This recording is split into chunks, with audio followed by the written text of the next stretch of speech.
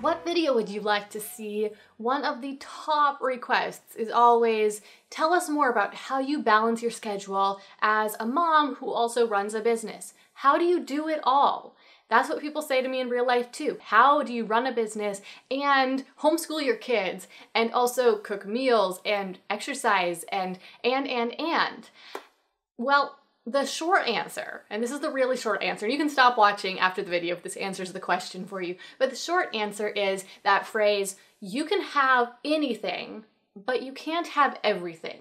Which could also be said, you can do anything, but you can't do everything. Really, what the answer to this question comes down to more than anything else is just making those decisions about what your real priorities are, and then making the judgment calls about how to actually prioritize the things that are in fact important to you, and say no to basically everything else. I know a lot of you would like a little bit more kind of practical detail or examples about how I actually do this in my life though, so that's what I want to share with you next. I want to paint the picture of what my days look like, what my weeks look like, to help you understand how I do this and what I do. So I've made some notes here on my phone to help me remember. First of all, what exactly do I do each week?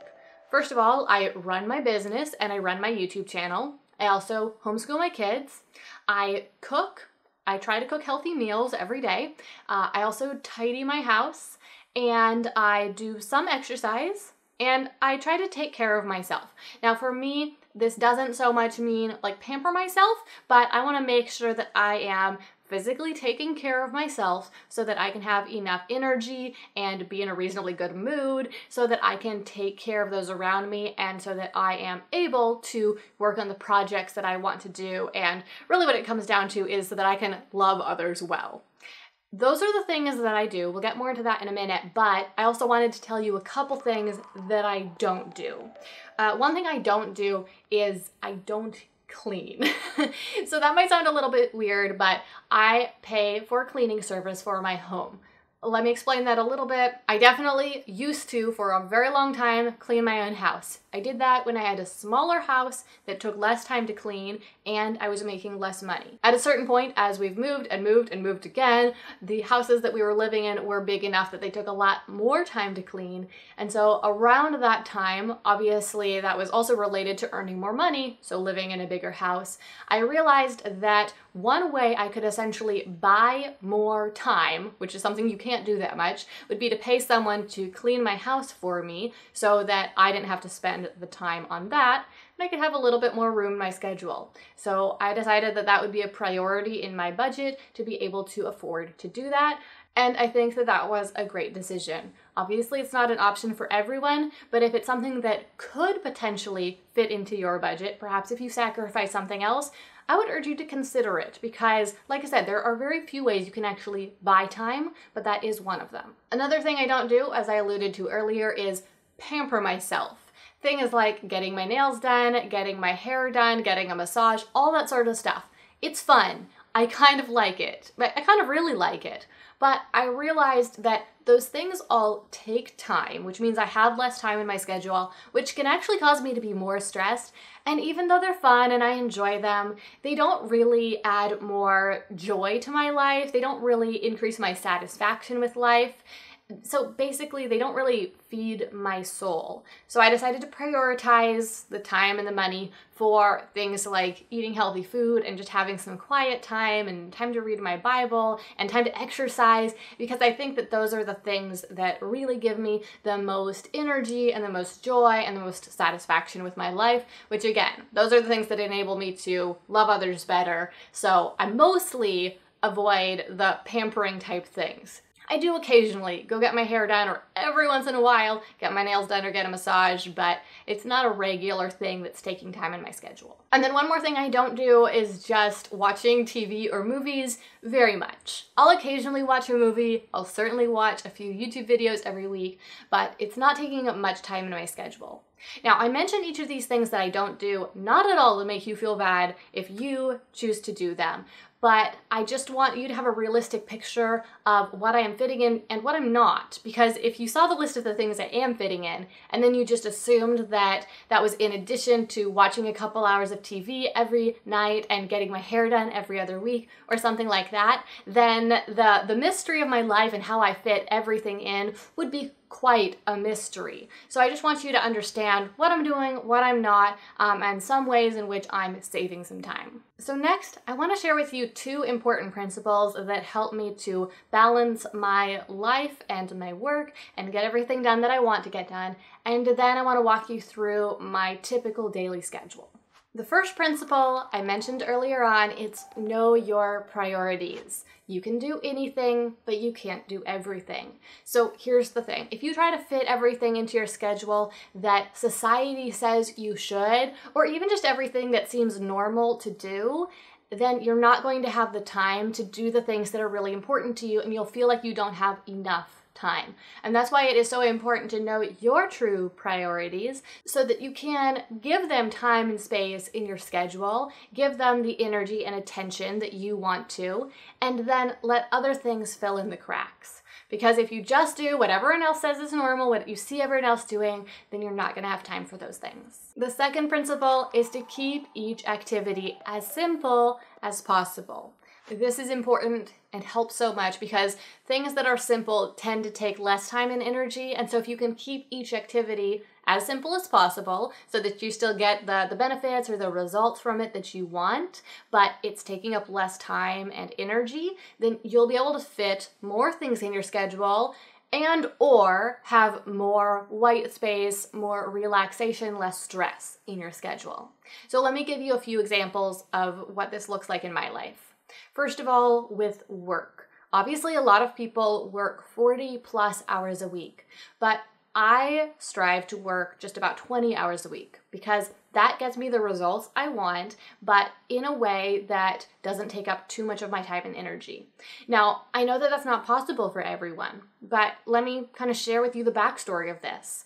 Back when I earned way less money than I earn today, when I was earning just about $30,000 a year or less, I made a decision to value my time at a certain dollar amount and not do any work that paid less than that. Now, the dollar amount that I originally identified was $30 an hour, which might seem a little high considering how little per year I was earning, but I realized that if I put a little bit more time and effort into finding the work, I could find some work that paid me that much, and then I could work fewer hours per week and earn about the same amount as if I was working, say, minimum wage full time. Now that might not sound very smart because I was spending more time finding the work, and so overall I was working a little bit more time. But the reason this worked out and why I would recommend to other people to do this is that yes, it took more time and effort to find that work, but I didn't have to keep putting in that time and effort. Because once I found a job or a gig or a client who would pay me that much, I could typically keep working that system, keep serving that client, keep doing that gig, keep working that job, and I didn't have to keep putting in more time and effort to be able to earn that hourly rate.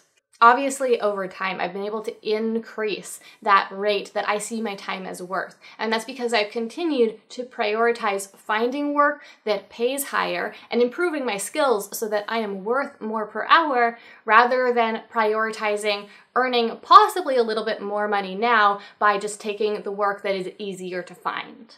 Now, for another example of how I have tried to simplify tasks so that I can get bigger results with less effort would be with homeschool. Now, when kids go to school, a lot of the time they're there from 8 or 9 in the morning until 2 or 3 in the afternoon. So they might be there for 5 to 7 hours. And that is a lot of time to spend on school. But some people, when they homeschool, they think they need to spend that much time. However, I found that one of the nicest things about homeschooling is that because you have such a amazing teacher-to-student ratio, you can get a lot more done in a lot less time. So for example, in our family, where I have 3 kids that I'm doing school with, a preschooler, a first grader, and a third grader, we are able to get all of the schoolwork done in about 2 hours per day. So the reason why that is possible, aside from the great teacher to student ratio, so we're not wasting as much time, is because I keep things really simple. We don't do all the different subjects we could. I prioritize skills over just learning knowledge. So for example, we focus on reading, writing, math, and then problem solving and self-management. Now, these last two things are not actual subjects that we sit down and do workbook work with, but they're just things that I have the kids practice and I try to teach the kids over time. The reason why I prioritize those skills over knowledge is, first of all, because those skills are things that they can build on over time and they will serve them for the rest of their life. But it also means that much sooner than later, they're going to be able to play a big role in the management of their schooling. That's what I did when I was homeschooled myself. By 5th grade, I was managing all of my schooling. I was choosing most of my curriculum. I was reading the teacher guides and the student text, and I was able to just learn on my own. And my parents got to be very uninvolved. Of course, they were involved to some degree, and it's important to have accountability and some leadership, but they didn't have to spend much time at all managing or teaching me. So that's my goal for my kids, because obviously right now I am doing all the teaching and we're able to get school done in about 2 hours a day because we keep it simple. And again, we're not wasting time because we have such a good student to teacher ratio. But in just a couple of years, their school will take a lot more time because they'll have to get into more of those knowledge subjects rather than just the skill-based subjects. So there will be a lot more reading to do, and math problems will take longer to solve, and things like that. So my goal for them is that by the time they get to that point, they will be able to largely self-direct, so I will still be able to spend relatively minimal time just overseeing and providing that accountability and helping them rather than managing everything. So finally, I wanted to wrap this up by just kind of walking you through what a typical day in my life looks like, but I have to start by saying every day in my life is different. I love routines, and there are some routines that I'm able to stick with, but I've just come to a point in my life where I have accepted the fact that I live my life in a really flexible and organic way, and I just kind of go with the flow, and I'm not very good at sticking to most routines. So every day looks different. Most days I wake up at 7 a.m., but sometimes if I stayed up too late the night before, I might sleep until 8. If I went to bed earlier, I might wake up at 6. Anyway, it changes every day based on what different activities we have on the schedule and how we're feeling and what I need to get done with work and all those sorts of things. So this is just a typical day. It's not every day. So on a typical day, I wake up at about 7, and then I might make breakfast for myself and the kids. Then by about 8:30, I might go and work. And typically I either spend all morning working or all afternoon working. So if I do go work in the morning, I'll work from about 8:30 or 9 until around 12:30 or 1. And then I quit working and I come back to the house and I have lunch with the kids. If I worked in the morning, then what we spend the first part of the afternoon doing is school. We'll spend about 2 hours, maybe from 1:30 to about 3:30 or a little less, doing school. I'll help them with most of their subjects, and then they also are able to do a little bit of the work on their own. Once we're done with school, the second half of the afternoon is completely just flex time. Maybe I do some chores, maybe we go grocery shopping, maybe I just sit on the couch and read a book, maybe I play some games with the kids. There are all sorts of options. It just kind of depends on what needs to get done. By about 5:30 or 6, preferably on the sooner side, but realistically more often on the later side, I start working on dinner. I try to cook a healthy dinner for my family every evening if possible, although sometimes activities get in the way of that. And then we'll eat at about 6:30 or 7. After dinner, we go through the kids' bedtime routine. Typically, either my husband or I will be putting them to bed, which involves toothbrushing, pajamas, and reading a story. And the other one of us will do the dishes for the day. Once the kids are in bed and the dishes are done, there's normally about an hour before I'd like to be in bed. So most of the time I try to use the first part of this time to exercise For the longest time, up until the last year or so, I avoided exercising in the evening because I heard that exercise wakes you up, and so you want to exercise early in the day to help wake you up, and you want to avoid exercising in the evening because it can keep you from sleeping. But after trying that for a long time and it really just not working for me, I decided to try it the other way, and it works so much better for me. Exercising tends to make me more tired and kind of wear me out. So when I would exercise earlier in the day, I would be out of energy. But if I exercise in the evening, then it really helps to use up some of the last part of the energy and allow me to sleep better. And it also just fits into my schedule so much better. I don't spend a whole lot of time exercising though. I try to keep my routine very minimalist because exercise I believe is important, but it's not a huge priority of mine. So I typically just try to focus on some intense, kind of high impact moves for about 15 minutes. And then I will relax on the couch and read a book or journal or maybe watch some YouTube videos until about 9 or 9:30, at which point I get ready for bed and I try to have the lights out by about 10 p.m. As I mentioned, sometimes I work in the morning, but sometimes I work in the afternoon. So the two big activities that we need to do pretty much every weekday is school and work. But those two activities kind of flip-flop. Sometimes we do work in the morning and school in the afternoon, and sometimes vice versa. And that kind of depends on what activities the kids have going on at what time of day. There are also, of course, those evening activities. For us, those include things like gymnastics, swim, game nights, Bible studies, different things like that. There are obviously so many fun activities that we and the kids could do. However, there are other things that we do if we're at home. If we're at home, then we're going to enjoy a nice family dinner together. We typically read a chapter of the Bible after dinner. We get to have a nice, relaxed bedtime with the kids. And, you know, things like my exercise and just some relaxation. And those things are important too. In fact, I think that those things are probably more important than the activities, although the kids, of course, love the activities. And a lot of the time the activities are where we get in some social time, and that's important too. All this to say, there needs to be some balance. So I try to limit our evening activities to no more than about 3 times per week, so we get slightly more of the normal, boring, relaxing routine and slightly less of the busyness that comes with those activities, but it's certainly a balancing act. As I mentioned at the beginning of this video, a lot of this just comes down to knowing your priorities, knowing what the non-negotiables are that you want to absolutely fit into your schedule. So a few of my non-negotiables are work, I gotta somehow make some money to support my family. School, because my kids are only getting older and older and I don't want them to get behind. I want to make sure that they are continuing to learn and grow. Taking time to listen to my kids. That's obviously not something that gets scheduled onto my calendar, but making sure that there's enough white space, enough time when I can just play with them, enough time when I can read to them, enough time for bedtime so that I can listen to them and we're not constantly rushing from one activity to another is really important. Another one would be Bible, both time for me to read my Bible myself, time to read to the kids, time to do our evening Bible reading as a family. That's a high priority of mine. And then the last one is just white space on my schedule. Sometimes I calendar block and I book everything to the minute. When I do that though, I try to really overestimate each of the different blocks of time so that I'm not feeling rushed from one thing to the next.